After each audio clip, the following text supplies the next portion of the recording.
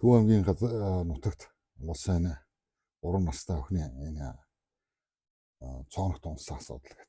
Энэ бол маш эмгэнэлтэй, харамсалтай ийм зүйл болж өнгөрлөө. Тэгээд зүгээр өөрийн бас хувийн бодлоо энэ дээр бас хэлмээр санагдаж байгаа зүгээр. Ийм ослын үед бол одоо хамгийн ихний 10-аас 60 минут бол шийдвэр гаргах маш чухал хугацаа байдаг гэж одоо зүгээр албаны хүмүүс ярьж байгаа. Хэрвээ хүүхэд унсан даруйд одоо байршилч гэдэг юм уу, уртан тогтоосон ч гэдэг юм уу, хангалттай гүн ухалт нэвтрэх төхөөрөмж, за ингээд тоног төхөөрөмжийн асуудлууд дээр бас маш дутмаг. Хүний амьсгалах нөхцөл, агаарын солилцоо, хүүхдийг гэмтээлгүй өргөх гэдэг юм уу, мэрэгжлийн хэрэгслүүд маш дутмаг хязгаарлагдал байсан тухай ингээд олон хүмүүс энэ зүйл дээр бас ярьж. Тэгээ бодит байдал дээр бол одоо нарийн цооног нөхрөө хүн шууд одоо орох боломж маш хязгаарлагдмал. Энэ дээр одоо хөрс нурж дахин ослгарах эрсдэл бас гарч болзошгүй гэдэг юм уу. Ингээд тоног төхөөрөмжийн аврах техник хэрэгслийн тухай шууд одоо юу гэдэг юм хэрэглэх бэлэн байдал энэ зүйл бол маш дутмаг хязгаарлагдмал байсан тухай албаны хүмүүс ч гэдэг юм уу, тэр орчинд байсан хүмүүс үрдэл илэрхийлж ярьж байна.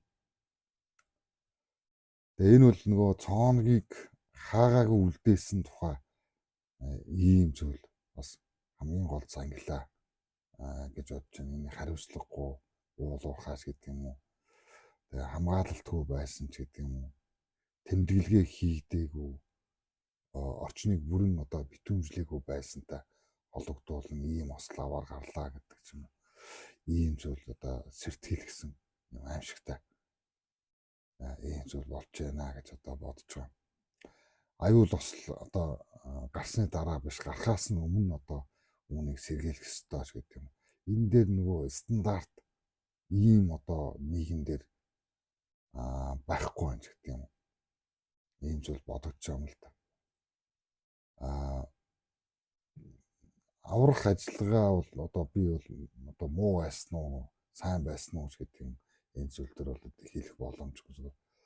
Олон хүн сэтгэл хөдлөлөөрөө гэдэг юм хандж байгаа шиг байна. Яагаад урдан гаргаж чадсангүй байж гэдэг юм уу? Яагаад одоо тийм байсан байж гэдэг юм асуултууд гарч байна. Тэгээ секунд бүр эрсдэлийг тооцдог ийм одоо ажиллагаа, энэ аврах ажиллагаа гэдэг нь нэг буруу хөдөлгөөн, хоёр дахь ослыг ч одоо бий болгож болно гэдэг юм уу? Маш их тооцоолол явагдаж байдаг гэж одоо би ойлгож байгаа. Мэдээж онцгой байдлын албан хаагчд бол чадлынхаа хэрээр ажилласан байх гэж одоо итгэж найдаж байна. 3 настай дээр одоо бяцхан зүрхний төлөө. Тэгээ газар доорх энэ нарийн нүх нурж олцчихгүй энэ хөрс хүчил төрөгчийн дутагдал. Тэгээ мэдээж энэ бага насны хүүхдийн эмзэг ийм одоо байдал шууд хүчээр авах юм боломжийг бас хязгаарладаг байх гэж одоо бодож байгаа. Илүү олон хүнийг одоо бас аюулаас хамгаалах, сэргийлэх үүднээс энэ хариуцлагагүй байдал гэдэг бол өнөөдрийн зур өнцгөр харахад бол системийн асуудал маш аюултай түвшинд хүрчээл гэж одоо харах гэдэг. Аюулгүй байдлын стандарт өнөөдрийн нийгмийг энэхүү одоо бяцхан зүрх цооногт амьнасаа алдж байгаа энэ явдал бол харуулж байна гэж одоо харж байгаа. Хяналтын маш сул одоо байдал. Энэ алуун шаалж гэдэг юм уу, энэ одоо хариуцлагагүй уулуурхай нөхөн сэргийлж гэдэг юм уу, энэ одоо зүйл хэрэгжилт нь маш сул байгаа гэдгийг харуулж байна. Урьдчилан сэргийлэх ямар ч одоо соёлч гэдэг юм уу, энэ зүйл байхгүй байна гэдгийг бас олон зүйлээр харуулж байна даа гэж одоо бодож байна. Ингээ дараа чинь гэдэг нь маш харамсалтай. Ийм зүйл боллоо. Амьдрал үхлийн одоо төвшний эрсдэл өнөөдөр маш өндөр байгаагийг илэрхийлж одоо буцлаадаа л гэж одоо гашуудж харж байгаа юм. Тэгээд эцэг хүний хувьд бол ийм мэдээлэл миний одоо гэдэг юм уу гол цөм буруутан гэдэг энэ зүйлийг хайхаасаа илүү тэр одоо хүүхэд хэрхэн бас хэцүү маш хэцүү санагдаж. Яагаад ийм зүйл хүүхэдээр тохиолдов гэдэг ч юм уу ийм зүйлийг эргцүүлж байгаа. Юуг өөрөөр хийх одоо боломжтой байсан бай.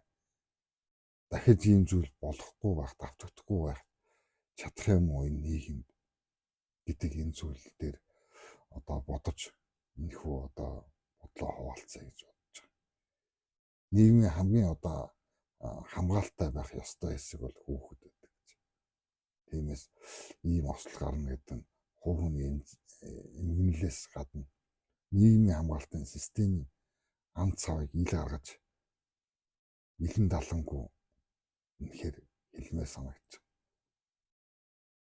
Энэ төрлийн ослыг бол маш богиноор одоо хэлэх юм бол аврах ажиллагаа бол боломж нөхцлөөс хамаарсан тийм одоо хязгаартай байж болох ч гол эмгэнэл нь урьдчилан сэргийлэх систем ямар ч одоо ажиллагаагүй ийм хайн хандсан гэдэг юм. Хариуцлагагүй ийм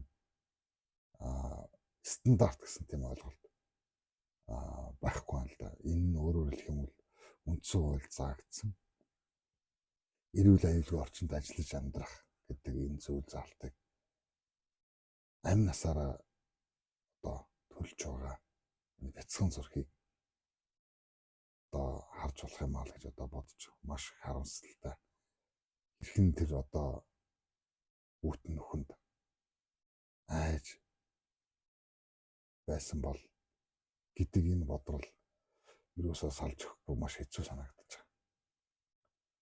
Ингээд зур хэцүү гэж хэцүү. Ингээд гүн эмгэнэл бас илэрхийлэх нь зөв бох гэж бодож байна. Цааш та эцэг эхчүүд мань энэ нийгэмдэр амьдарч байгаа бүх хүмүүс энэхүү одоо цооногч гэдэг юм уу энэ ил уурхай энэ далд байгаа энэ уурхай энэ одоо нөхөн сөргөлд хийгдээгүй энэ талбарууд дээр маш их одоо гэдэг юм уу шаардаж энэ зүйлүүдийг болоолж бас ингэж одоо иргэний оролцоогоо хангаж авахгүй бол энэ бас бидний ч бас буруу байгаа гэж одоо бодоход бас хүрэгчл байна л да. Ингээд бяцхан зүрхнийхээ одоо гэр бүл ижи аав эмээ өвд одоо гүн эмээл илэрхийлж байна.